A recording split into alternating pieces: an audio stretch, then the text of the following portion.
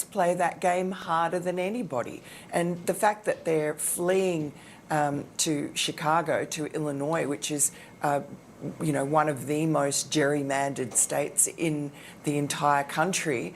President Trump speaking to CNBC this morning, where he discussed the recent revisions to job numbers by the Bureau of Labor Statistics. The president insisting that many of these changes were political and insists he helped save the economy from how it was handled by the previous administration. Just days before the election, they put out numbers that it was like the country was on fire, it was doing so well. And then they did a revision about 2 weeks later, and the revision was down by almost 900,000 jobs. President Trump preparing to have more trade discussions with the U.S.'s foreign allies. Mark Meredith reports. We have learned that the European Union is going to hold off on retaliatory tariffs against the United States for at least 6 months as they try to hammer out this framework trade agreement. A spokesperson for the European Commission writing, the agreement restores stability and predictability for citizens and businesses on both sides of the Atlantic. It secures continued access for EU exports to the U.S. market, preserves deeply integrated transatlantic value chains, effectively safeguards millions of jobs, and provides the basis for continued strategic cooperation between the EU and U.S. There are also reports this morning another major European country, Switzerland, is heading to the U.S. today to meet with U.S. trade officials to talk about what they could do to stop higher tariffs for coming to their country this week. Police training materials have labeled Moms for Liberty an extremist group. Chris Woodward has more. The training materials are for the municipal police forces in Massachusetts. The materials are called Freedom and Hate, Speech, Crimes, and Groups. Tina Deskovich, co-founder of Moms for Liberty, says her organization should not be included. When you go through both the training manual and the PowerPoint presentation, Moms for Liberty is cited. It has a whole slide that's focused just on us, and it's right after neo-Nazis and right after Antifa. And so, when you look at that and one of these things are not like the other, and Moms for Liberty does not belong in this training. Moms for Liberty is nothing but a group of moms that are concerned about the future of their children, the future of this country, and education in this country. We are not an extremist group. Deskovich points to the Southern Poverty Law Center as cause for this terminology. The SPLC labeled Moms for Liberty as an anti-government extremist group in a 2022 report. Meanwhile, what happens in Massachusetts may not stop in Massachusetts. I would not be surprised if they share it with another state and they pick it up. And it's unacceptable. And honestly, who is to blame is the Southern Poverty Law Center. Deskovich adds that Moms for Liberty will carry on with its mission, especially in Massachusetts. I'm Chris Woodward. The S&P 500 is up 0.1% in early trading. The Dow Jones Industrial Average is up 77 points, and the NASDAQ Composite is 0.1% higher. More news online at afn.net and on the AFN mobile app. I'm Rusty Pugh. At Wesley Biblical Seminary, we believe God is raising up a movement across our nation and around the world who hold fast to the inerrancy of Scripture and the hope of holiness. We do this through bachelor's, master's, and doctoral degrees, certificate programs, and even training for lay people. So whatever your next step is in being equipped for ministry, we're here for you.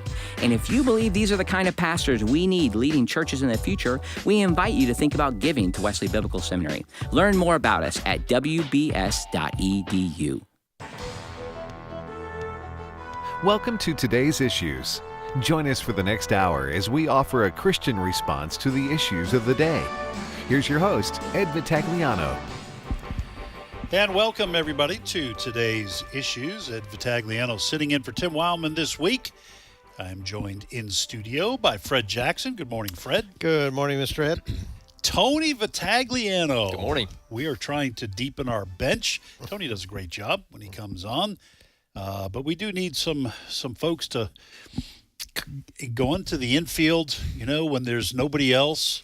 I was always in the outfield, or on the bench, one of the two. So, well, anyway, you're on the team today, so great to have you here. And then Chris Woodward's our news guy today. Yes, I do not have an athletic bone in my body, but I'm happy that you would have me on this team. Well, hey, listen, I can't speak. Fred's actually was an athlete in high school and college, weren't you? Did you play college hockey? Played college in the Boston area. Yeah, that's right. So he's a sure enough athlete. I was good enough for intramural. I don't know why we're talking about actual athletics. Didn't take long. I bowled a 285 once on Nintendo. It was good. On Nintendo. Yeah, good. Folks, it is National Truth for Youth Bible Week. I'm going to start off with this just to let you know what we're doing. You've probably heard it if you've been listening to AFR this week. I'm just going to say this is one of my favorite times of the year because I really believe in this ministry. And what kind of ministry is that? Well, Revival Fires International and Tim Todd, evangelist Tim Todd, you've heard him on American Family Radio many, many times. 25 years ago or so, thought of an idea to get the Word of God into the hands of teenagers at high school, I guess junior high and high school. And so AFR and Revival Fires International, we are partnering together this week to provide the only hope for teens as they return to school. We want to give away and are asking you, our listeners, to help us give away thousands of free Bibles to young people across America. Now, the way this works is that Revival Fires International is giving one free Truth for Youth Bible to every student between the ages of 13 and 18 who promises to pass it along to a friend this school year. Now, the Truth for Youth Bible consists of the entire New Testament, and here's kind of the thing that makes it interesting to young people. The front of it is 100 pages or so of full-color comics that present the gospel and moral truths and answer questions about critical issues that young people are facing. And this ministry has given away over 1 million Truth for Youth Bibles in the past 25 years. So, and by the way, thousands of young people have received Christ, more than 30,000 over the last 24 years. So our goal this week, this partnership between AFR and Revival Fires International, is to give out 65,000 Bibles into the hands of teens. How do you do that? How do you help us meet that goal? Well, here's what we're asking you to do. These Bibles are free, by the way. They're already paid for. Tim Todd, the evangelist I mentioned earlier, and Revival Fires Ministry, they raise the funds for these Bibles all year round. We just want people who'll give them away, and that's where you come in. So call if you want to order a Bible for every teenager in your house, or if you're a grandparent, for your grandkids, if they are between the ages of 13 and 18. If they will promise to give this Bible away, we'll send them to you free, okay? One per kid. Call this number, 800-733-4737. That's 800-733-4737. Now, that does not, you won't ring here at AFR. You will ring at Revival Fires International. They'll be taking your calls. But this is the number, 800-733-4737. You can visit tfy.org. That stands for Truth for Youth. tfy.org. But and if you call, it is between 8:30 a.m. and 4 p.m. Central Time. Now, if you call that number and you want to buy a box of Bibles, you can.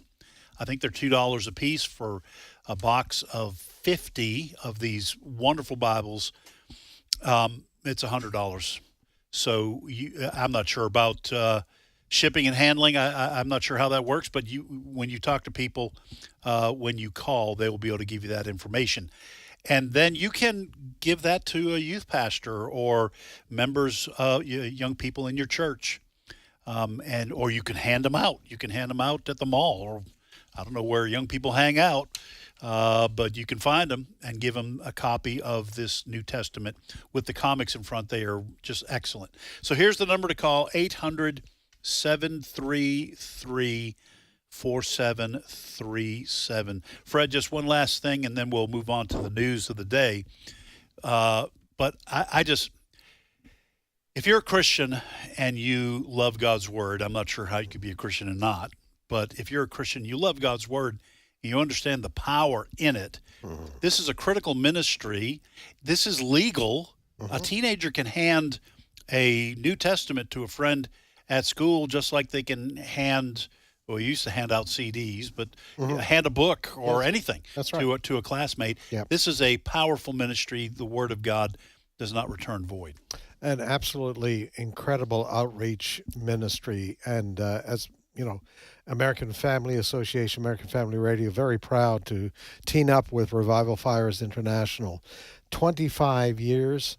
I think we were given the figure yesterday, about 1.3 million Bibles have been handed out over that 25 because of years. this partnership, AFR and We do know for sure that at least 30,000 kids have been saved through this, probably more. The 30,000 figure comes from a kind of declaration inside the Bible that you mail in. That you mail in. I expect it's far more than that. You know, only God knows for sure just how much these Bibles are being used. And as you say, it's great for kids, especially today. And this has been going on for 25 years. But kids gravitate to pictures.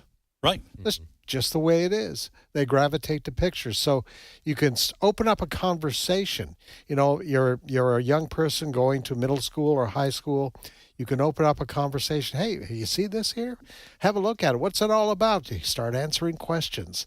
It makes it easy for that individual. Also, it is great. It's a great way for parents to introduce their kids to the idea of reaching out. Yes. It makes it easy rather than an abrupt conversation with somebody. Hey, I've got this Bible. Do you want to have a look at it? Got cool comics in the It got cool comics. So it's a win-win all the way around. So 800-733-4737. 800-733-4737. Our goal this time around is 65,000 Bibles. Well, Tony, you have 5 kids, so I have 5 grandkids. Kids really do gravitate towards cartoons. They gravitate towards color. A lot of these comics are in color. And then for kids who are in junior high and high school, they're already dealing with the issues that these comics deal with, serious issues. But it seems to me it's just kind of a genius idea to combine the serious issues with things that kids already like. Yeah, I think it is a reflection. Doing something like this is a reflection of what Jesus did during his ministry here on earth. I mean, he knew the audience that he was speaking to would understand what he was trying to tell them more if he spoke in parables about things and issues that they could relate to. Yeah, great. So the Truth for Youth Bible does just that. It speaks to what kids are going through in the moment, and in the years to come, and it speaks the truth through the Word of God into their lives. And I love hearing some of the testimonies that are shared with us as to how these Bibles impact the lives of young people. And sometimes it's not for years, right? But hearing about that seed that's planted and the fruit that it bears is very, very encouraging. I mean, yeah, I have 5 kids. If you ask me what I want for them more than anything, it's for them to come to a saving knowledge and faith in Jesus Christ. Amen. Well, and I'll stop here with this, but Tim Todd, who was here with us yesterday in our devotions, and he was on the air live here in the studio, but he tells every year this story. I hope people don't ever get tired of it. I never get tired of it because it's just an amazing story. Somebody gave a young man, this is 25 years ago, I think he said, one of these Bibles, and this young man got saved and felt a calling into the ministry and is now Tim Todd's pastor. Yeah, I know. Tim Todd is an evangelist. Mm-hmm. So the pastor of his church is this young man who was saved. So as Tony said, folks, you never know how those planted seeds are going to come to fruition. And this is a great opportunity for you to get into the hands of young people, one of these Bibles. So 800-733-4737. You call that number. It rings in directly to Revival Fires International offices. Call between 8:30 a.m. and 4 p.m. Central Time. And what you'll do is simply say, I have one teenager in my house, anyone between 13 and 18. I have two, I have three, I have two grandsons, I have two grandkids. I want 2 free Bibles. And they'll send them to you. You give them to the teens. They promise to give them to someone who needs Jesus. You can go to tfy.org. That stands for Truth for Youth. tfy.org. If you want to order online anytime, that's not just between 8:30 and 4 p.m., but to call 800-733-4737. All right. Well, folks, thank you for your patience. As we talk about that, you'll be hearing about it all week on American Family Radio. So now we want to welcome to the program, no stranger to the importance of the Word of God, Dr. Frank Turek, host of I Don't Have Enough Faith to Be an Atheist, heard Saturdays at 9 a.m. Central Time, and again Sunday at 4 p.m. Central Time on American Family Radio. Frank, welcome back to today's issues. Gentlemen, how are things? Well, things going wonderful. We do have an issue to talk to you about, but you go to college campuses, college university campuses. I don't know how many times a year you're on the road, but just speak for a moment about the importance of God's Word in cracking open hardened hearts, and or at least preparing those hearts to receive the gospel. I mean, what you do is kind of preparatory for a lot of people. Talk about that for a second. Right. It's kind of pre-evangelism, Ed. Before people are going to consider your worldview, sometimes they have to doubt their worldview first, and then they have to see evidence that your worldview is true. So we go to college campuses and we present evidence that Christianity is indeed true, the Bible's true. We start with truth. Does truth exist? People will say, there's no truth, and I'll ask them, is that true? Of course there's truth. Then we move on to God. Does God exist? We give several arguments for the existence of God, one of them from the beginning of the universe. And then we move on to miracles. Are miracles possible? Turns out the greatest miracle in the Bible is Genesis 1:1. In the beginning, God created the heavens and the earth. If that verse is true, every other verse is possible. And even atheists are admitting the evidence for the first verse. Of course, they don't think God created the universe, but they admit there was a creation. And so we point out the best explanation for that is God. So if Genesis 1:1 is true, is a resurrection possible? And then we look at the evidence for the resurrection and include, Jesus really did rise from the dead. And if Jesus rose from the dead, then it's pretty easy to show the Bible's the Word of God, because Jesus is God. If he's risen from the dead and whatever God teaches is true, he taught the entire Old Testament was the Word of God, and he promised the New Testament. And so you can show that Christianity is the right, correct worldview, and from that point on, then we take questions and we see what people have to say about it. And quite frequently, they object not on evidentiary grounds, they object on moral grounds. They don't want it to be true. Right. Because that might interfere with how they want to live. That's why I always ask them, if Christianity were true, would you become a Christian? And many times they answer no. Yeah, that I've used that many times, and I've given you credit for it. That is just kind of a genius way of revealing where someone is in terms of whether their rejecting of the gospel is in their head or in their heart. Mm-hmm. We're going to get Chris Woodward in here in just a second to introduce our issue, but the issue we have with you, Frank. But go ahead and give your website out for folks who want to find out where you're going to be, what's available at your website. Why don't you give that out? Crossexamine.org, crossexamine with a D on the end of it.org.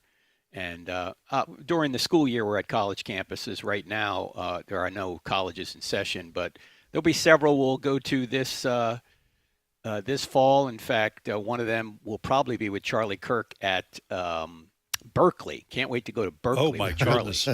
That's going to be fun. We're going to have to bring an army with us. I'm happy to go if you need me to be there for coverage. For coverage, we're looking at that possibility or anyway. protection, we'll see. Chris. I volunteer humbly. All right, Chris, why don't you introduce our issue to Frank? Get his insights on it. All right, so as many people are aware, New York City is having a mayoral election later this year, and one of those candidates is Zohran Mamdani, a man some people refer to as a socialist, other people call a communist.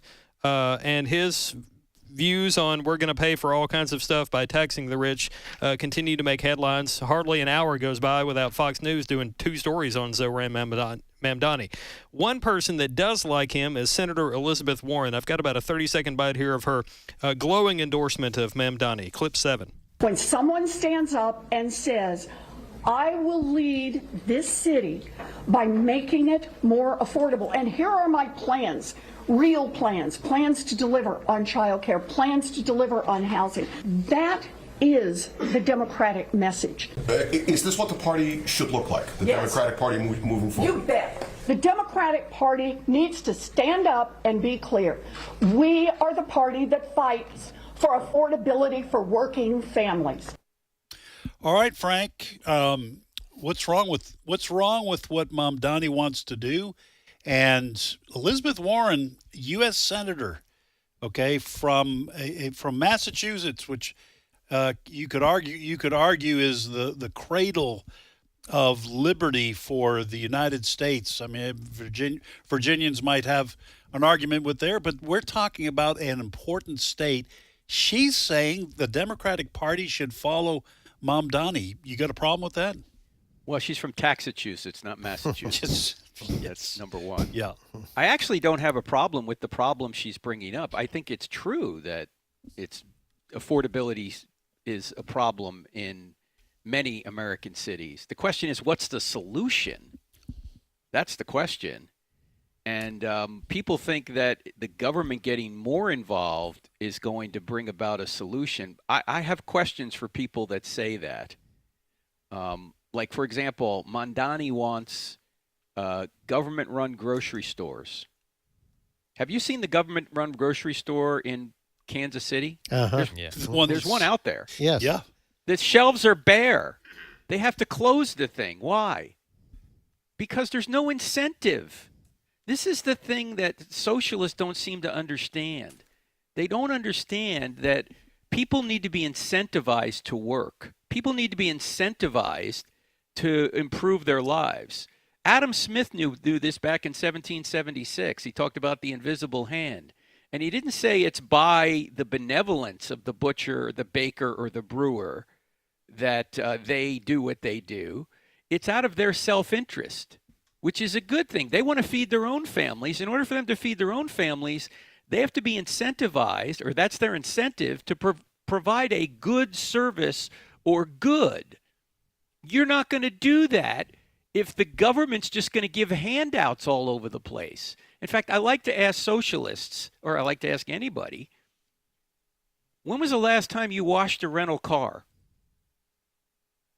Have you guys ever washed a rental car? No. No, I would never. I don't even wash my own car. He gets Tony to do it. Right, but you're more apt to take care of your own car because it's yours. You're not going to wash your rental car. You're not going to check the oil in a rental car. You're not going to inflate the tires, and you're not going to wax a rental. You're not going to do any of that because it's not yours. And why does socialistic and communist countries often build walls to keep people in, but a capitalist country like the United States have to build walls to keep people out? Why is that? Because socialism not only doesn't provide basic goods, it doesn't even provide food. People are not incentivized through socialism. And I'm defining socialism here in the classic sense that the government owns everything. Right. That's government property. Why is private housing better kept than public housing? Because if you own it, you're going to take care of it more. And this is what people don't understand. I think people like Elizabeth Warren have this misplaced idea that human beings are inherently good, they don't need to be incentivized, and that the government can give away free stuff and there's not going to be any negative incentive. First of all, there is no free stuff. Somebody's paying for it. And secondly, when you're making people dependent on a government, you're not helping them. They're not rising to the level of their potential. They're becoming lazy, and quite frequently, not to say there aren't people on government assistance that have to be on it. I'm talking about people that are able-bodied. Right. That's what I'm talking about. And this is not the way forward, to have the government take over. If you want to have more affordability, you got to get the government out of it as much as possible. Frank Fred here. Senator Warren, in her praise of Mamdani, she says, he has a plan. He has a plan. But, the devil's in the details, as they say. I had the opportunity back several years ago to go with Transworld Radio, spend a week in Cuba. Yeah, they have a plan there. Everybody lives in cinder block houses. That's right. They take their little bicycles to go to work at the hospital, which looks like it should have been torn down years ago. That's the side of socialism. What I get worried about, Frank, is we played a montage, I think it was yesterday, of young people being asked about Mamdani, and they just think he's the greatest thing since sliced bread, that socialism is going to be... They're not being told the other side of the story. Yeah, the problem is, Fred, there would be no sliced bread if he took over. Yes. Because there would be no bread in the grocery store if the government ran it. I mean, I love what Thomas Sowell said. He said, socialism in general has a record of failure so blatant that only an intellectual could ignore or evade it. Yeah. And, I mean, yeah, why are there no caravans going from the United States to Venezuela? Yeah. Why are they all coming from Venezuela here? Yeah. Hey, Frank, just one more point. I come from Canada, so I'm kind of familiar with socialism. Hey. Here's what the government does, though, to avoid the problem we saw in Kansas City. They take over everything. Mm-hmm. They nationalize things. They create marketing boards. They control how many chickens you can have in your backyard or how many pigs you can... That's what happens when they see those pictures of one government-run grocery store. Here's their solution. They take over all the grocery stores. That's right. It's scary. And Fred, I know this is going to sound crazy for a second, but it's true. It's been said before. There is nobody at Apple that knows how to build an iPhone. Why? Because it takes a whole group of people, each having individualized knowledge, in order to do so. Just like there's nobody in the world that knows how to build a pencil from scratch. Right. There's nobody that knows. Why? Because there's no one that has all that knowledge. It takes an entire free market to do so, and nobody has the knowledge from a top-down perspective to do this, and that's what socialism tries to do. It tries to put all the power in some one person's hand who doesn't have the capacity or knowledge to do it. All right, Frank, thank you for your insights on this. I think we're going to be hearing the name Mamdani for a while yet. And, Frank, what you got coming up? Got about 15 seconds. No? Brent says... we're going to... this weekend, we're going to have Alan Parr on talking about how you can show the resurrection without the Bible. So you're going to want to check into that here on the American Family Radio Network. It's my turn. Here is your host for My Turn, Don Wildman. Some years ago, several soldiers were having a good time in a soldiers' entertainment center. Someone began playing the piano, and a crowd gathered. Soon the man playing the piano struck up a very familiar tune, and several in the crowd joined in singing. Some of you who are old enough may remember the song. It goes like this. What's the use of worrying? It never was worthwhile. So pack up your troubles in your old kit bag and smile, smile, smile. Well, someone in the crowd recognized the man playing the piano. Do you know who that is playing the piano? He asked the soldier next to him. That's Felix Lloyd Powell, the man who wrote the song. You know, many wish life was as simple as the song suggests.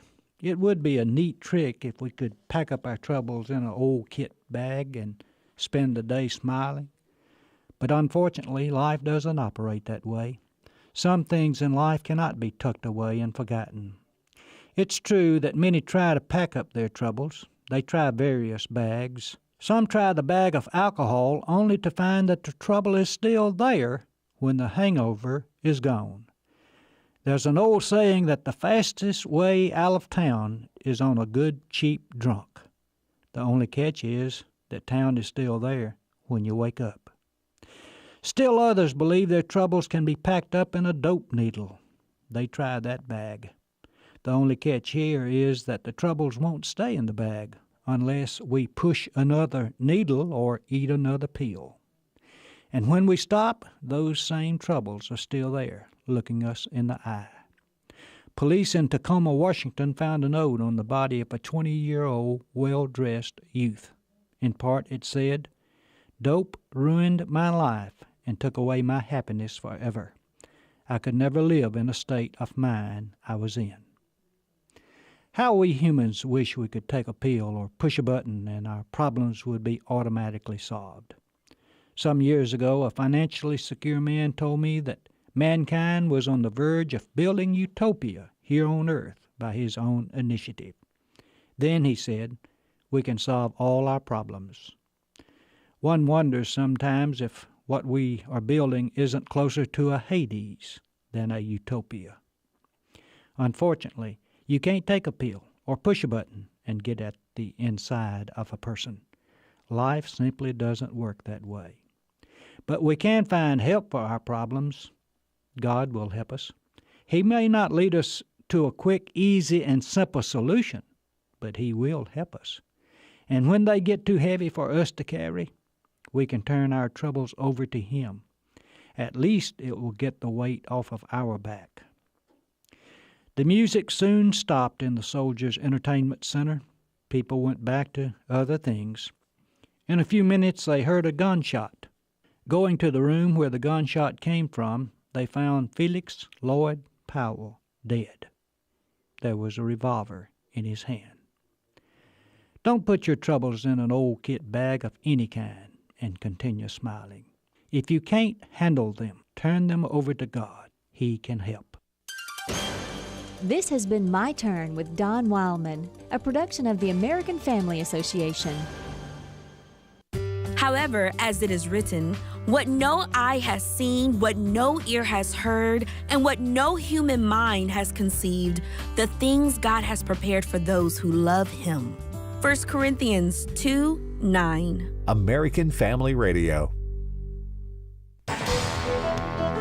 This is Today's Issues.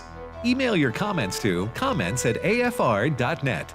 Past broadcasts of Today's Issues are available for listening and viewing in the archive at afr.net. Now, back to more of Today's Issues.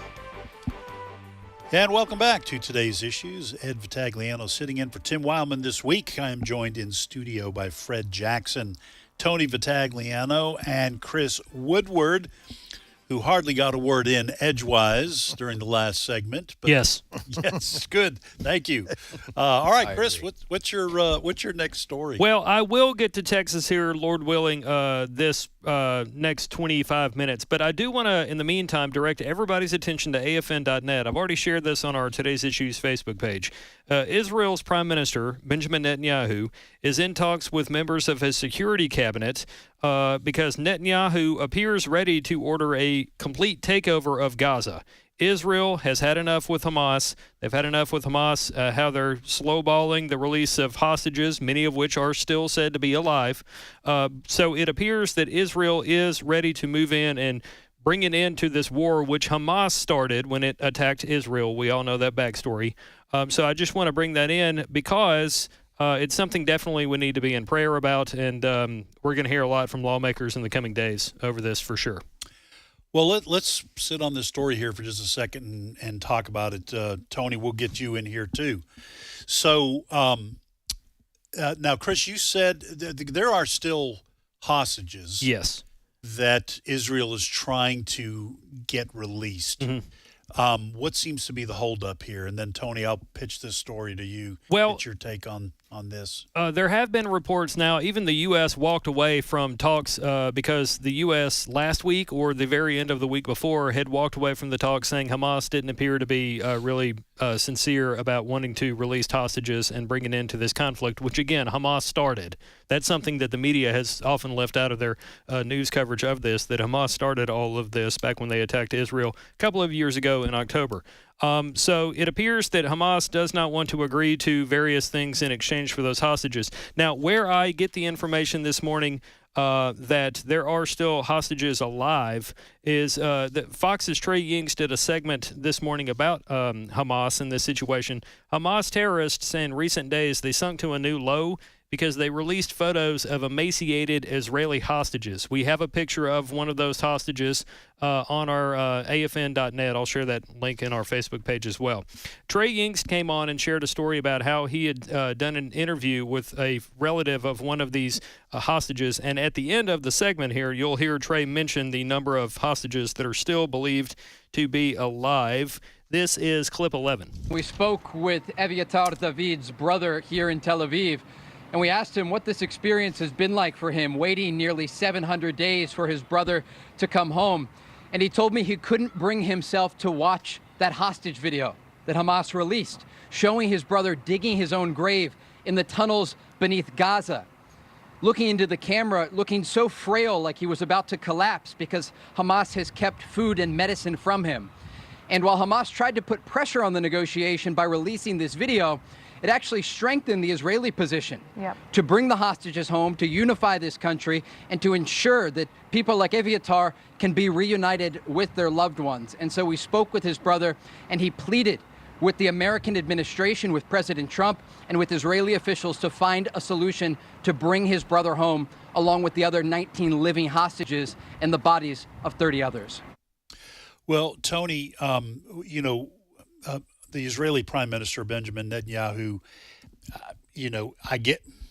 he's a very, very smart man. I'm sure he understood this without my help. But it appears that Netanyahu and others who think the same way have come to the conclusion that there is no way of getting Hamas to come away from and back away from their reason for existence, which is to end Israel, and that if they allow the Gaza Strip to come back under Hamas rule, what we have seen over the last couple of years will just be repeated. And I don't know what else they can do but take control of and run the Gaza Strip. For one thing, just so the people, the Palestinians who live there, get food. Mm-hmm. What are your thoughts on this? So I have a more pragmatic approach to this decision. So set aside for a second Israel and Hamas and Palestine's previous history. The pragmatic approach is one side attacked another. Hamas launched a brutal attack on a sovereign nation, and to me, as far as foreign policy goes, that sovereign nation has the right to respond in any capacity that they so choose. And in defeating an enemy, this is just, again, all throughout history, there are innumerable examples of this. In defeating the enemy who attacked you, you reserve the right to do whatever you wish to with the land that you have taken from them. And from Netanyahu and Israel's perspective, we have defeated you. You attacked us. We've defeated you. Now we are here to stay. Now bring in the history, like you said, you mentioned Hamas. Hamas has shown time and time again that they have no real concern for the people who live there, the innocent people who live there. And they wouldn't all of a sudden grow a conscience and say, okay, well, we need to do what's right for the people of Palestine. They haven't had that concern for, decades at this point. We're coming up on it. So bring in all of that history, and I think you have the only decision that could be made going forward is for Israel to go in and, if this is true, if the reports are true, to permanently occupy Gaza, to maintain peace, not just in that area, but for their nation as well. I mean, not without precedent in U.S. foreign policy either.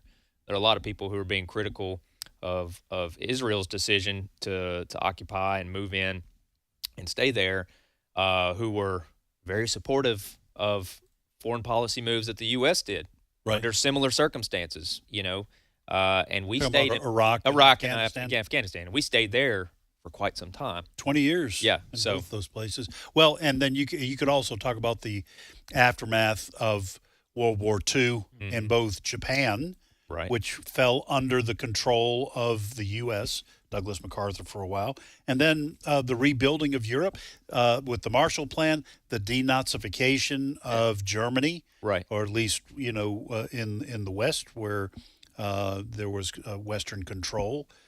So yeah, Fred, this is a difficult decision, I'm sure, for Israel to make because they're going to get hammered.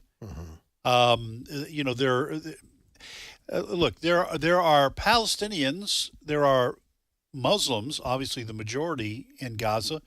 There are also Palestinian Christians living in the Middle East. I'm not sure how many actually live in the Gaza Strip, but there are some.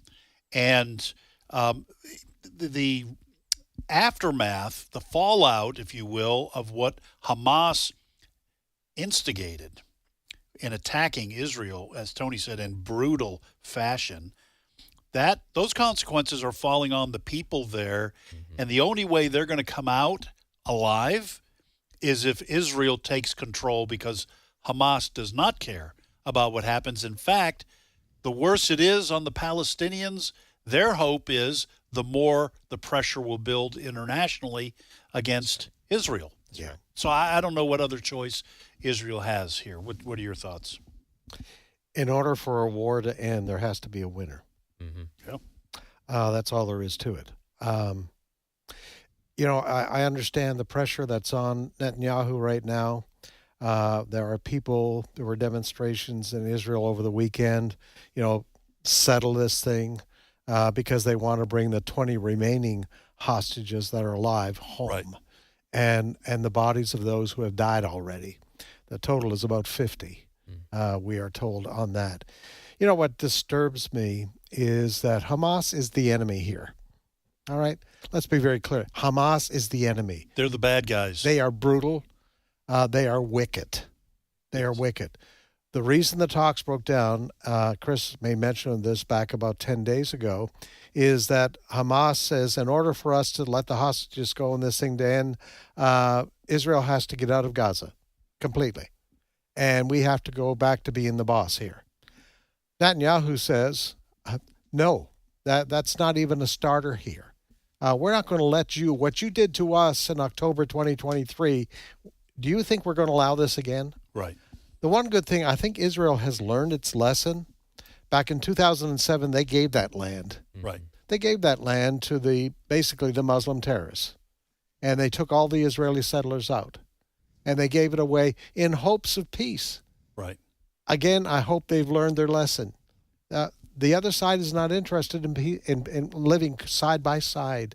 We hear these Neville Chamberlain minds out there, France, Canada, a two-state solution is all there is. No, because the other side, Michelle Bachmann, who used to be a member of Congress from Minnesota, she went there and she looked at the school books of how they're teaching their kids in the West Bank to hate Israel, that, the Jews are depicted as monkeys. It's just, they hate Israel. This is satanic. Well, at the basis of this is satanic against God's people. Well, and let me just say this too: the seeming inability of leaders in the West to understand what they're up against. You mentioned Neville Chamberlain, okay? To understand what they're up against. This is an ideology. We probably have all by now seen the picture of this young man who's a hostage, who looks like he was pulled out of a concentration camp after World War II. Yes. And yes, exactly. That's the point. We are not dealing with a peaceful religion. I'll just simply say maybe Islam is a peaceful religion. I don't believe it is. But let's say that there are many peace-loving Muslims. But the ideology that has infected Hamas is like the ideology that infected the Nazis or the communists in the Russian Revolution. The ideologies aren't the same, but the infection is the same. And the inability of leaders in the West to understand what they're up against is made clear by countries in Europe, for example, or even in our country. in not understanding what it means for a city like London to be taken over by Muslims. It starts off with, quote unquote, we're just here to build our lives. And then you wind up with no-go zones. Yes. And then you wind up with imams in Texas declaring that we're going to take over the United States. It's astonishing that leaders in the West do not seem to understand what we're up against. It seems that Benjamin Netanyahu does understand that now. He's lived it. Yeah.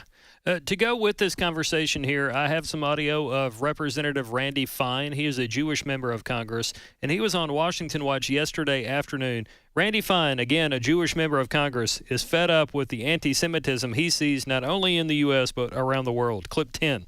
When the world said never again, it lied, because never again is going on right now. And the level of anti-Semitism that you see online, on social media, that you see on our college campuses, that you see in our streets, Jews being attacked, their homes being graffitied, it is reminiscent. It is exactly what happened in the 1930s in Germany. And I've got news for people. If your life isn't going the way that you wish, it isn't because the Jews did it to you. But people hate Jews because, frankly, no group's been treated worse in history, yet we always figure out how to come back and be prosperous. And I think you got a lot of people who are just miserable and want someone else to blame. Who is that? Representative Randy Fine.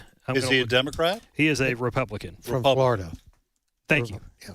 Well, listen, this... and folks, I just want to say, I know we have listeners who are rightly concerned about what's happening to Palestinian Christians and Christians throughout the Middle East. They kind of get forgotten. Yeah. In the clash between radical Islam, I will make that concession in our discussion, between radical Islam and Israel and any pro-Western sentiments that are allowed to exist in the Middle East. So these Palestinian Christians do fall. They're right in the middle and oftentimes get crushed. And good grief, what happened in Iraq in terms of the Christians, who were a very healthy percentage of the population in that country for generation after generation, maybe hundreds of years, basically pushed out by force by more radical versions, ISIS, so on and so forth. I get that. I understand that.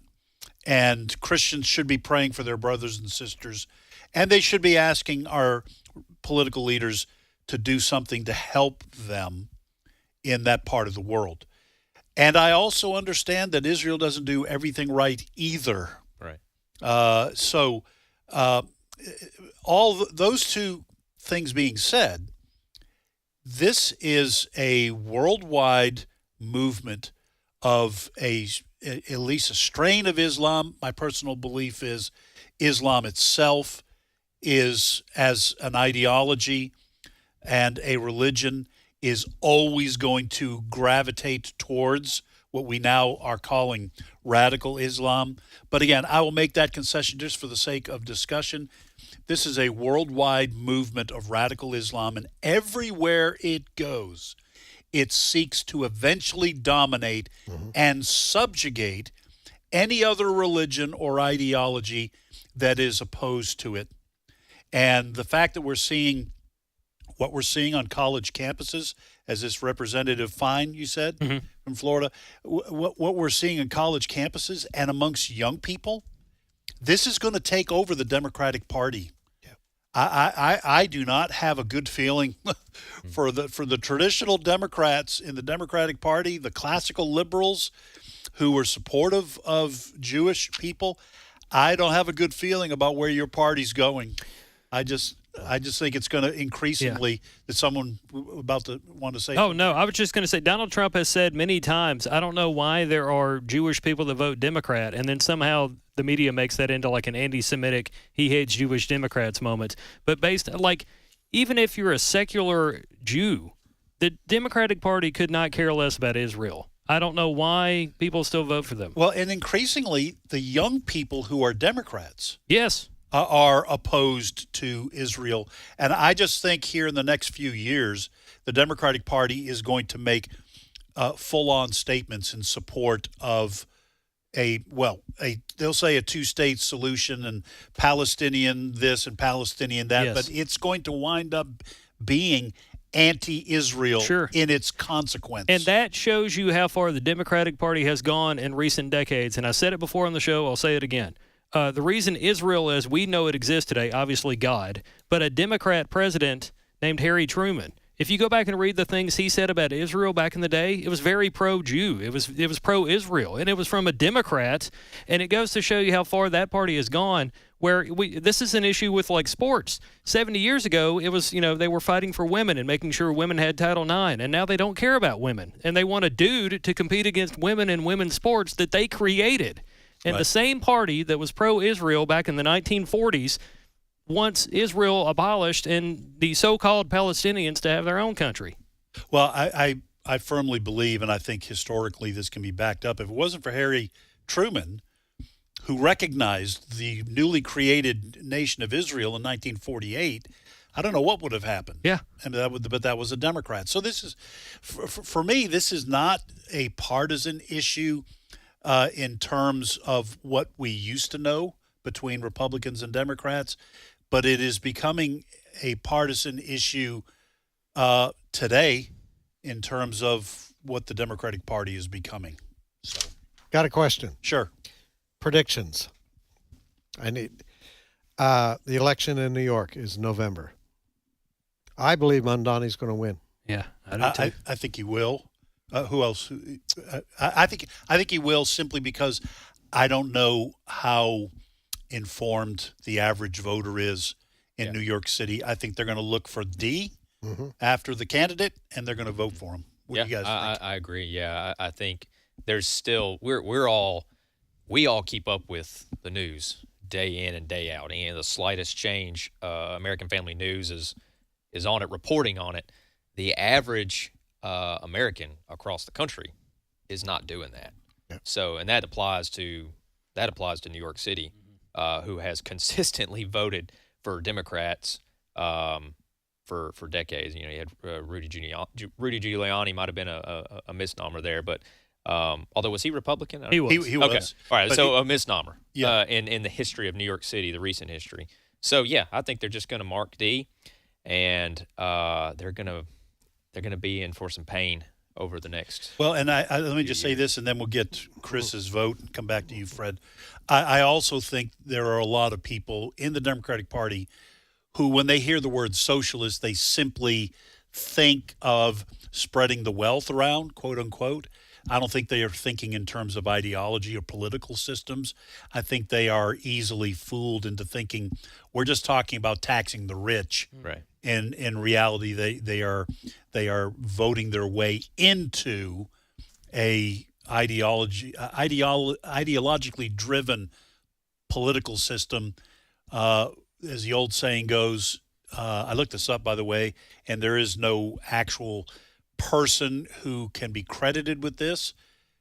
But you can vote your way into socialism, but you have to fight your way out, something of that nature. All right, Chris, what's your vote? And then, Fred, you had something to add. Yeah, I do think he's going to win because people there are struggling to pay for things. Now, the government is part of the problem, if not the reason why people can't afford to pay for things. Right. So government is not going to be the solution of the problem. Government is the problem. It's the reason why you can't afford to buy 2 packs of ramen now at a bodega. You got to cut back on all these other things. So I do think he's going to win because historically it is a Democrat city. All right, Fred, and I think, too, he will be treated, he's already being treated by the mainstream media as a star. And so you will not get the stories out of the legacy media about the failures of his program. All you'll hear is the success. I'm seeing this now with the Texas story. Yeah. The Texas story, if you go to the Associated Press and others, they're cheerleading the Democrats that left Texas to go up to Illinois and New York to avoid voting on things.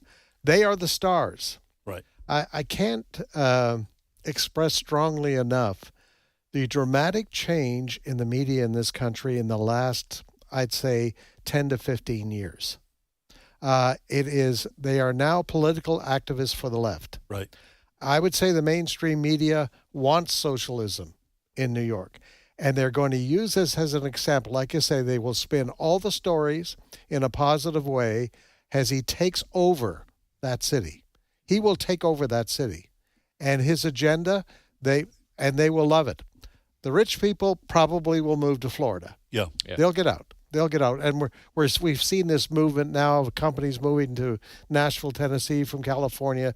That'll happen. But the solution for socialists is, okay, eventually they have to say, you have to accept less. Yeah. You have to live in the smaller house. Right. You have to accept our grocery stores. You have to accept the jobs that we're going to give you. Because, socialists, they sell it with their palm up. And then comes the fist. Yeah. Well, it'll be temporary pain. So it'll use similar language to what Trump has been using, and people on his staff, like Scott Bessent, when describing when the tariffs are going into effect and some of the changes they're making. There might be some short-term pain, but this is what's best for the future of the country.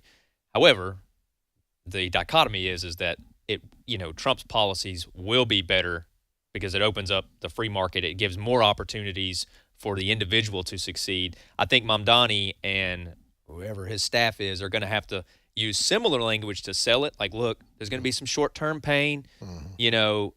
Prices may temporarily increase, but we're going to work to bring those down. You're going to see a lot of that same language, except the difference will be nothing will improve. It only goes down from when you start implementing those policies. Yeah. Well, and listen, you toss the ideology, some people call it a religion, of climate change on top of socialist ideas, and you have a lockdown on a city that used to be one of the freest and most favorable to finances. Wait until they institute something like that. I don't know if they've instituted this in London, but this I can't remember the name of it. But you have to live in a 5-mile square block to curb your emissions. Curb your emissions, and that's good for you. And you've got everything you need in there. And if you go outside of that, you got to pay extra taxes. Yeah. You wait till they start tossing that on top of everything else that Mamdani wants to do, and New York City is financially going to be nuked. Yep. And the coffee shop socialism will turn into the food line socialism. Yeah. Where all the young people get together in the food line to talk about the evils of capitalism. Yeah. Folks, 5-minute break for news. We'll be right back.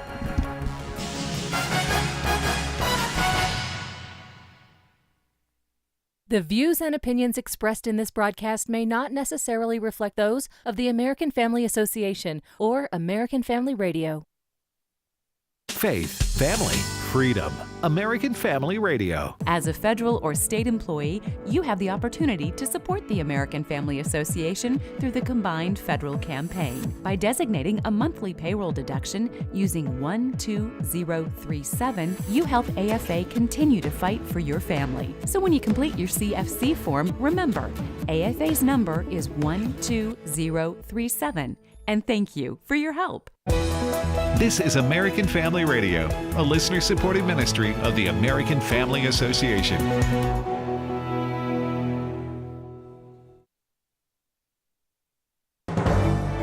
American Family News, I'm Rusty Pugh. President Trump confirming in a phone interview on CNBC the U.S. will be imposing new tariffs on pharmaceuticals in the coming weeks. We'll be putting a initially small tariff on pharmaceuticals, but in 1 year, 1.5 years maximum, it's going to go to 150%, and then it's going to go to 250% because we want pharmaceuticals made in our country.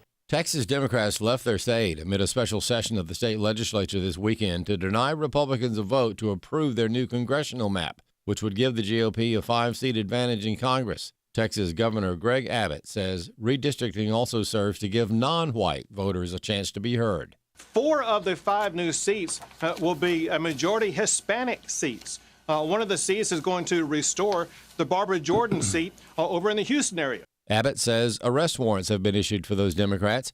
Political strategist Tiffany Marie Brannon talks about where things go from here. It's amazing what Democrats will do to avoid working. But really, where are the adults in the Democratic Party? At the end of the day, this is all about power. They do not care about the fact that they have real live American Texans who need their help. They are terrified of the fact that they're going to lose 5 seats when this redistricting happens because they will go most likely toward Republicans.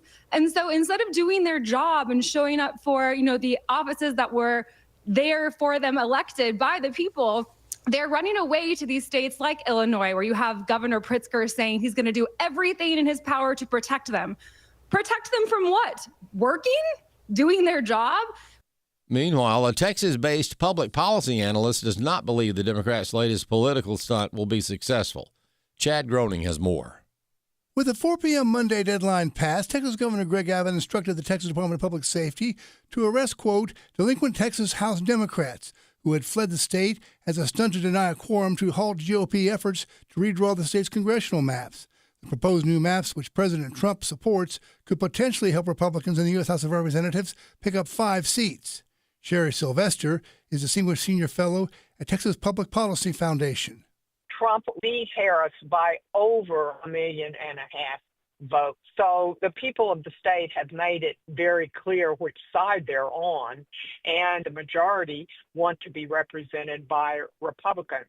Sylvester says the Democrats are pulling another Exodus stunt. It seems to me that what we're seeing now is just part of the Democrats redefining rock bottom. So we've got Texas Democrats looking for refuge in Illinois, of all places, in California, of all places, and New York, of all places. Sylvester says people have been fleeing blue states. In the last decade, 2 million people have left New York because of Democrat policies there, many of them coming to Texas.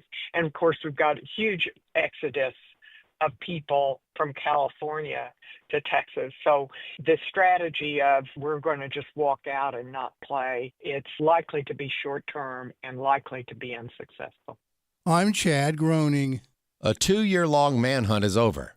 Lillian Wu explains.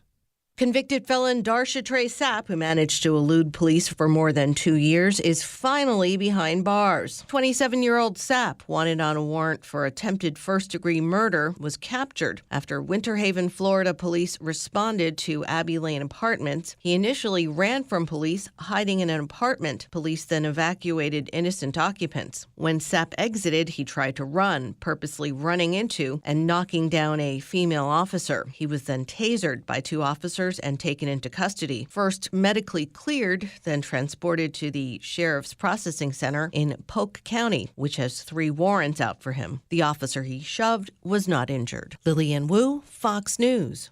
And U.S. stocks are slipping today, following the latest discouraging signal on the U.S. economy.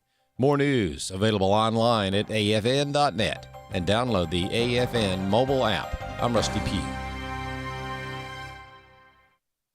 Thoughts of the child you were carrying keep pouring over in your mind. A deep, unrelenting sadness overshadows your days, and you wonder if you will ever feel whole again. There is hope and healing from a reproductive loss. Call the International Helpline, 866-482-LIFE, and talk with someone who has been where you are. Your call is confidential, and we will help you find healing. 866-482-LIFE. Today's Issues continues on AFR with your host, Ed Vitagliano. And welcome back, everybody. Ed Vitagliano sitting in for Tim Wildman this week, or for the remainder of the week, joined in studio by Fred Jackson and Tony Vitagliano. And now, Steve Jordahl, Steve Paisley Jordahl joins us. Good morning / good afternoon to you, sir. Willing and present. Willing and present. All right. You got this, I don't know, floral print? Yeah, it's a little flowers today. Yeah, nice colors. Anytime. A little muted. little muted. Yeah. Well, comparatively so. Compared to what he usually wears, which is blinding color combinations. That's right. My favorite colors are blue and black. Well, there you go. And that's pretty close to the black. But you get did you get those favorite colors growing up as a bullied boy in high school or something? No. I don't know how I got. I think just blue and black are just dull, comparatively speaking. And I think that's just a description of my personality. Yeah, right. So, as we all know. Yes. All right, Steve, what do you got? Well, I for thought us? I have some breaking news, but I thought we'd start with just some encouragement. I got some words of wisdom from a unnamed influencer that just I thought we should. I just want to start out with encouraging everybody. Oh, so good. Let's listen to Cut 17. Remind you that the only thing keeping you from achieving all your dreams and having all of the things that you've ever wanted is probably money. That's it, just lots of money. So if you could just get lots of money, you could probably have all that stuff that you wanted. Who is that? What was that? Some guy that showed up on my Twitter feed. I thought you'd enjoy that. Inspirational. That is inspirational. Yeah. And good grief, I'd never thought of that. No. Actually, there is something in the Bible that I think it's in Proverbs somewhere, but it mentions that that wealth is like the walls of a city in protecting people and so there is something to the fact that what's the old saying? Money doesn't buy happiness, but it buys the kind of misery I can live with. Yeah. You know how to ruin everything, don't you? No, well, I'm sorry. I should have just let it. No, yeah, you're right. You're absolutely right. There's a spiritual lesson in that. Let's stop. That hurts, Steve. That hurts. I will say this, since my son is here today, that when they were growing up, I turned everything into a lecture. Yeah, I'm guilty of the same thing. My kids, I don't know if my daughter's listening, she'd be like, yeah. That's the same thing. I get it honest.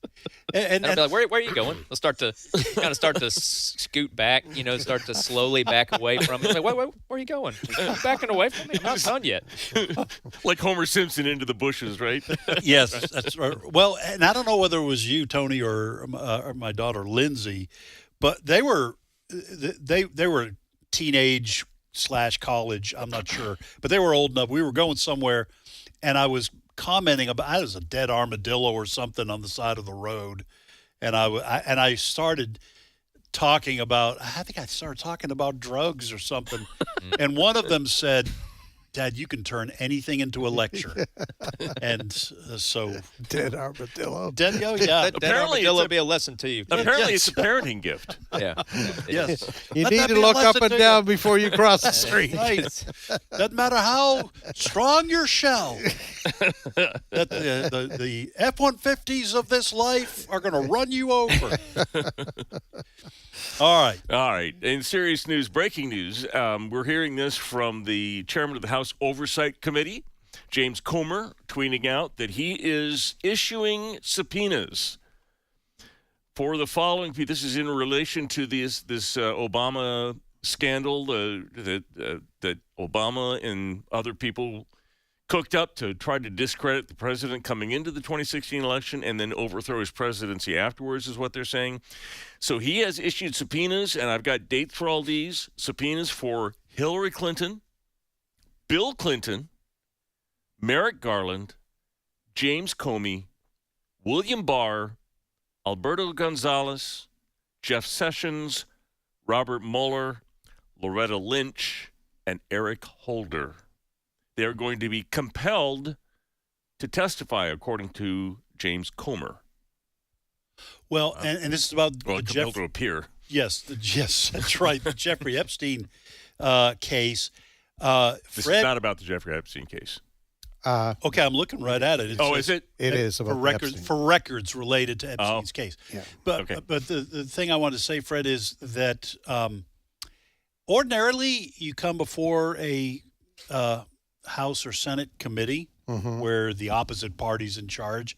You could just say, well, I'm pleading the Fifth Amendment, and you can do that all day long. But the Epstein case, I don't know how if you're Bill Clinton or Hillary Clinton, how do you say I'm pleading the Fifth Amendment without making it appear that what everyone says probably happened on that island you were involved with? This is, I don't know, this is pretty genius. Well, it is. I think we have Republicans and certainly the Democrats that they say there's stuff being hidden and that Pam Bondi hasn't been forthcoming enough to release what she said she was going to release. And so I think what's happening here, the contingent of Republicans say, let's just get it out there. Yeah. Because this is going to shut down, the Democrats, because they want to focus on this Epstein thing. They'd like to plant the idea that somehow Donald Trump was really good friends with Epstein and that he's trying to hide stuff. So I think the Republicans, and I would applaud them for let's get it out there. Yeah. All right. We'll get all the documents out there. We'll have the testimonies from all of these people. And now, Democrats, where do you want to go with this? All right, Tony, you're not a big conspiracy guy. Okay. So, is that tongue in cheek? Tongue in cheek. Tony's to the right of me. Okay. Just like Wesley Wildman is to the right of Tim. Okay. Look, when I'm on the show, I behave. Myself. Yes, you do. I moderate. Well, that just ended. All right. So, do you first of all, with the Epstein case, you think there's the there, or if there is, do you think we ever get to the bottom of it? All right. Well, go ahead. I'm going to moderate my response. I think it is realistic, and the grown-up approach to realize that nothing of substance. I have my doubts that anything of substance where we are able to pinpoint and prosecute people for these horrendous crimes will ever come out in the public. I think that's kind of what I had to realize. I've talked about this, I think, with you. When Trump was coming into office and the people that he was talking about nominating, oh man, we are going to have justice finally.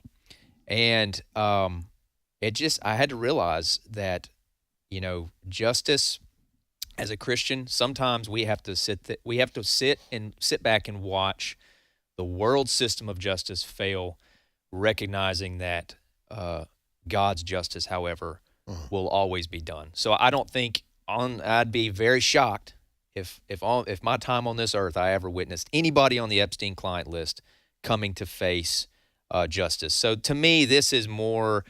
These subpoenas are more. I don't want to call it theater because there will be some substance. It's to me, it's more about optics, right? Dragging some of these people out than it will be about finding out the bad guy and pointing to Bill Clinton being on the Epstein list, which I have my suspicions that he was probably very good friends with Epstein. So that's my take. I do think there is something to it. I think there is. I think horrible things were done, but I'm just not confident that our current system of justice will ever bring those people, will punish them. I'm a little confused by why is Loretta Lynch on this list? Yeah, that's strange. I'm not sure what she adds to this. I'm not sure that the Republicans aren't going to bring up some questions about the Obama conspiracy. Okay, that's interesting. I'm just saying they got him there, got him under oath to it. Because Eric Holder is, there's interesting people being called. Yeah, Jeff Sessions. Yeah, Jeff Sessions. Well, he was Attorney General, so for 3 days. Yes. Yeah, that is true. Counts. And I don't even know how old Jeff Sessions is. Sessions is the one that got that turned everything over to the ethics lawyers. Yeah, prosecutor. I will say this: James Comer. If I were him, I would stay away from walking on mountain paths or paddleboarding,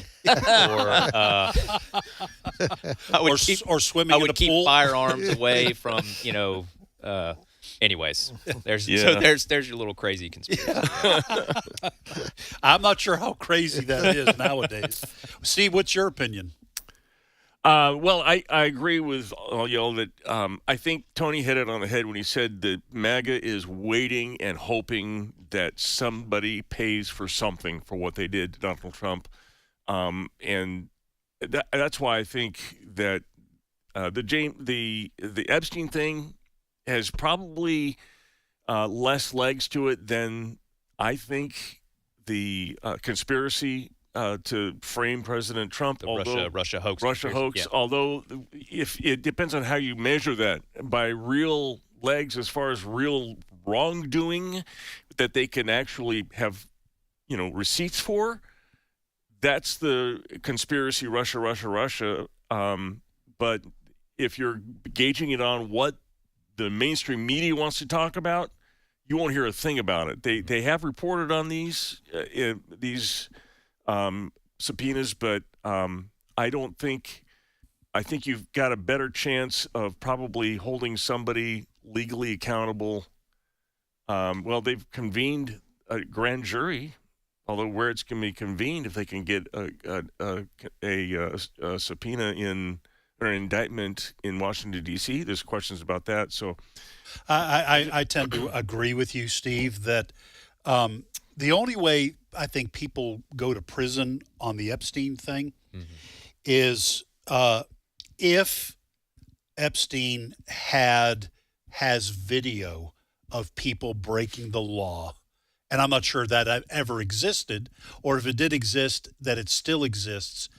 And you do have to be careful. We've said this on the show before. I think it's fair to say that there may be people who went to Epstein parties in Manhattan or went to the island and did not know what was going on in this wing or behind the scenes. And you got to be careful not to taint them with the horrific things that likely went on. And unless Epstein had that kind of proof, I don't think anyone other than Epstein himself and Ghislaine Maxwell are going to pay the price for that. Meanwhile, what you said about some of these other things where the swamp or the intelligence community and perhaps even a president, they're pulling receipts for them. Yes, that to me is more likely to result in criminal actions, but certainly the political destruction of people who may not go to prison for what they did in 2015, 2016 onward, but they may be ruined by it. With regard to what you said, though, about the Epstein files and the videos that they may or may not have, this whole thing got turbocharged when it was mishandled at the beginning, when Pam Bondi said that she had... Was it Pam Bondi or was it? Yeah, it was Pam Bondi said she had the files on her desk. She said the list. The list on her desk, and so she mishandled that. And then they said, "Oh, there's no list." Right. Well, they emphatically said that there's no video of anybody doing anything wrong. And if it turns out that there is, they're shooting themselves in the foot again. Right. I don't know how to overcome that big of a bungle if they're still messing it up. All right, let's go ahead and move on. All right, I want to talk about, this is brought to us by a gentleman named Warren English, who is a pharmacist by trade, but is on Twitter talking about drugs and some of the pharmaceutical company issues. And what he is claiming, and what he seems to have, and he has produced receipts on this as well, is that the American Heart Association, in cahoots with the pharmaceutical companies, and he names Merck and Pfizer and AstraZeneca, conspired to make the pharmacy companies a lot of money. And I'll read what he said. For decades, quoting him, blood pressure over 140/90 was defined as hypertension. But in 2017, the American Heart Association changed the rules. They redefined normal as under 120/80. Overnight, 103 million Americans all of a sudden had high blood pressure instead of just 72. So some, 20 million people now had high blood pressure. And by the way, AstraZeneca and these big people started making drugs for said high blood pressure. Where it gets suspicious is 6 of the 15 panel members who wrote these guidelines had financial ties to Big Pharma. The American Heart Association received $30 million from pharmaceutical companies the same year. Blood pressure medication generated $36 billion globally in 2024. Lowering the threshold expanded the market by 43%. They just opened up a huge market. All right, Fred, we'll get you in here. When we went over this, by the way, send me that before I forget. I want to take a look at that. So we were talking about this story in our Today's Issue story meeting that we have after devotion, where we go over the stories that we're going to be discussing. And we rarely get to all of them. But I told Steve, I said, I want to get to this one. Okay. Now, I don't want to slander the medical community. Perhaps they legitimately thought that 140/90 was too high, that damage is done to the kidneys and the body if you get up that high. So we are going to, maybe there was legitimate medical reasons, is what I'm saying, for dropping the cutoff for blood pressure being too high, hypertension. Okay. However, the fact that there are these ties to the companies that make the medicine and the money flowing to the medical community and even the AMA, according to what this gentleman is saying, makes it look suspicious. And I just got to tell you, after COVID, I'm suspicious of people who say they're following the science, but there's also a money trail, and follow the money. I'm not sure which one I should follow. I often, my wife and I talk about this quite a bit. We're getting old. Yeah. I hear you. And we're getting... yes, y'all are. Yeah. I'm sorry. You ain't getting any younger, Tony. We just signed up for I don't know what you call it, a video where you don't have commercials. You pay a little bit of extra streaming service. Yeah, the premium. A streaming service where you don't have commercials. Give it time. They'll start putting in commercials even for the premium. Yeah. You have to get the premium. But all of that to say, one of the reasons we did that, I got so fed up. Oh, yeah. With all the pill commercials. Oh, absolutely. Right. There's a pill for this. There's a pill for that. There's a pill for this. I have grown. I'm going to join Tony's conspiracy team. Join me. I've grown very skeptical of that. If you just take this pill, this will take care of things. Yeah. I do know, of course, the companies are forced to be honest because of previous legal cases. Yeah. That a minute commercial for the pill is 40 seconds of this could happen to you if you take the pill. Right. And they're only doing that because it's legally necessary for them to do that now. That's a good point. Yeah. The only reason they're doing that is because they're required by law. Yes. On the blood pressure thing, I'm with you. I think many of our physicians, our general practice physicians, are very sincere. Yeah. They want to take care of you. And if they see, a blood pressure that seems to be high, here's a pill, and that this will help you.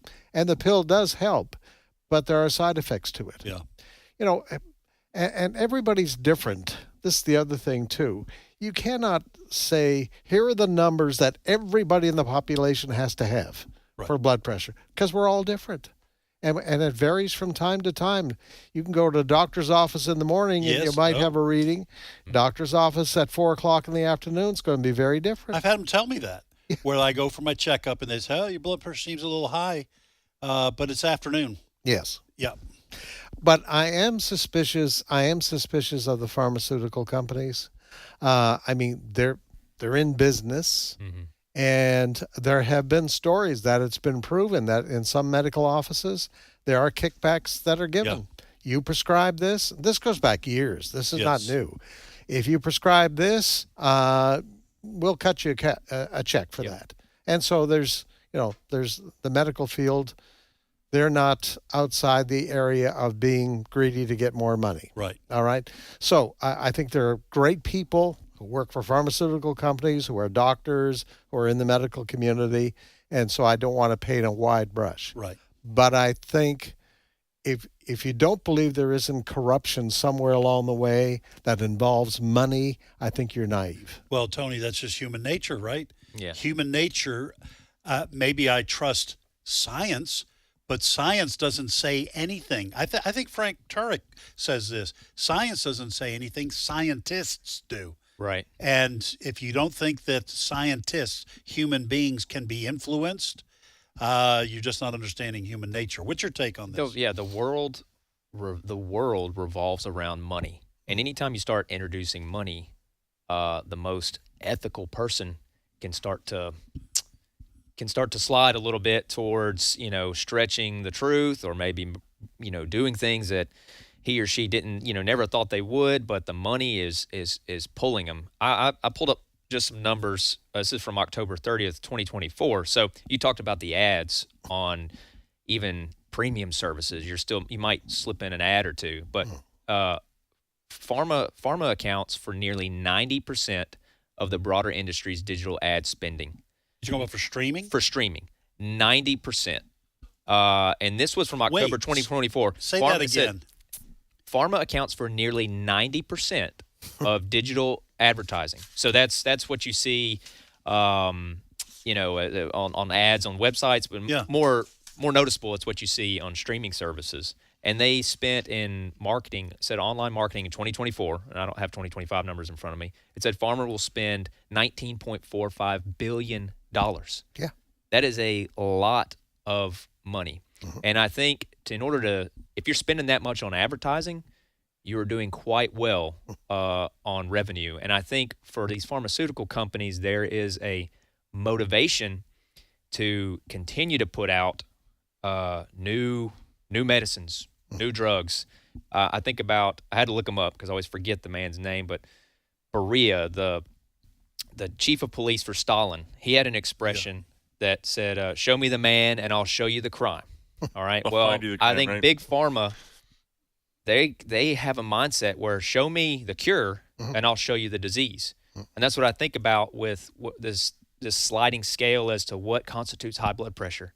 Well, we've got this new drug, or we could make a new drug if we just stretch the range that constitutes an unhealthy person. Yeah.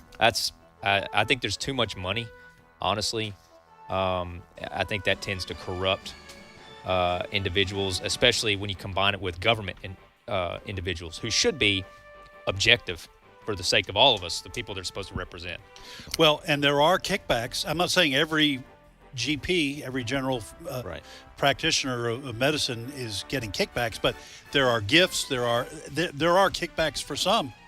And if you're a GP, what do you know about the research? You don't have time you can't conduct studies. You've got to rely on what they're telling you. And anyway, I don't think you have to be a conspiracy theorist to be concerned. So, yes. Folks, that's all the time we have. More great programming directly ahead on American Family Radio. We'll see you tomorrow.